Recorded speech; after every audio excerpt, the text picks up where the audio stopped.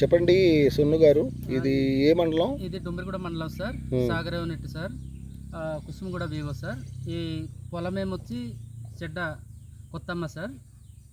ఇది మొత్తం కూడా ఇలాగా 20 సెంట్లు ఉంది సార్. 20 సెంట్లు పొలంలో విత్తన గుళికలు తయారు చేయడం జరిగింది సార్. మే నెల 2వ వీక్లో చేయడం జరిగింది సార్. ఇందులో వచ్చి మనకు మొదటగా మొక్కజొన్న కనిపిస్తుంది సార్, విత్తన గుళికలు తయారు చేసేసింది. రెండవ ఉదయం వచ్చి బస్తర్ పిక్కలు సార్, తెల్ల బస్తర్ పిక్కలు అని అంటారు. తర్వాత మూడవ ఉదయం వచ్చి గుమ్మడి సార్. తర్వాత ఏమొచ్చి రాజుమా సార్. తర్వాత కాకి జొన్నలు సార్, ఈ విధంగా తయారు చేసి వేయడం జరిగింది సార్. ఇవన్నీ కూడా మరి ఇప్పుడు గడ్డి వచ్చింది కాబట్టి ఇది గుప్పు వేయడం జరిగింది సార్. మరి విత్తన గుళికలు చేసిన దానికి మామూలుగా వేసిన దానికి చాలా డిఫరెంట్ ఉంది సార్. విత్తన గుళికలు తయారు చేసింది ఆటోమేటిక్గా మొక్క అనేది కొద్దిగా బలంగా పెరుగుతుంది సార్. మొలక శాతం కూడా బాగా వస్తుంది సార్. తక్కువ వర్షం వచ్చినా కూడా మొలక శాతం అనేది బేగా వస్తుంది సార్. ఈ విధంగా మీరు ఇప్పుడు మనకి క్యాంపెయిన్ అవుతుంది కదా. అవును సార్. విత్తన గుళికల క్యాంపెయిన్లో ఈ విధంగా మీరు తీసుకొని వెళ్తున్నారు కదా. అవును సార్. సో రైతులు ఏమంటున్నారు, ఇంతకుముందు ఇది వేయలేదు కదా, ఎల్లినో ప్రభావం వలన మనం రైతులు ఏ విధంగా తీసుకుని వెళ్తున్నాము అంటే గతం వరకు అయితే మనకు వర్షపాతము కొద్దిగా ఎక్కువ శాతం ఉండేది సార్. ఈ సంవత్సరం అయితే వర్షము చాలా తక్కువ ఉండడం వల్ల మేము ఫస్ట్ యూనిట్ లెవెల్లో విత్తన గుళికలు క్యాంపెయిన్ చేయడం జరిగింది సార్. తర్వాత వివో వైజ్గా తీసుకున్నాం సార్.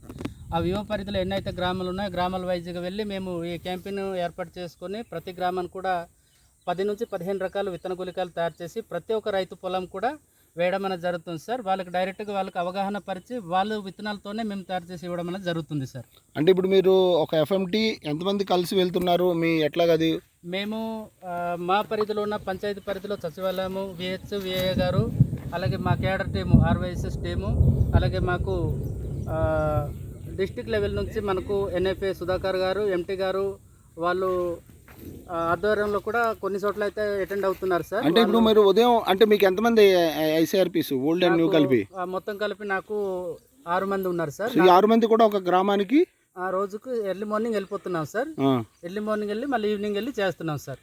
ఓకే. ఈ విధంగా ప్రతిరోజు ఎన్ని ఎకరాలు కవర్ చేస్తున్నారు? మేము గ్రామాల్లో సుమారు 5 నుంచి 10 ఎకరాల వరకు మేము కవర్ చేస్తున్నారా? సో ఎల్లినో వల్ల ఈ విత్తన గుళికల క్యాంపెయిన్ అన్నది చేయడం వలన ఈ విధంగా ఇప్పుడు వర్షాలు ఎట్లా ఉన్నాయి?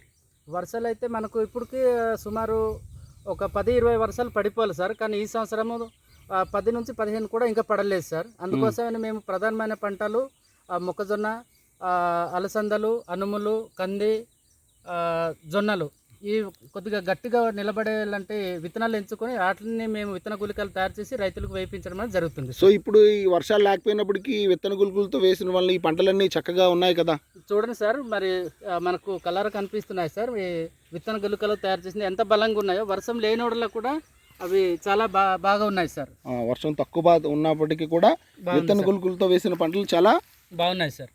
ఓకే అండి, thank you sir. Thank you అండి.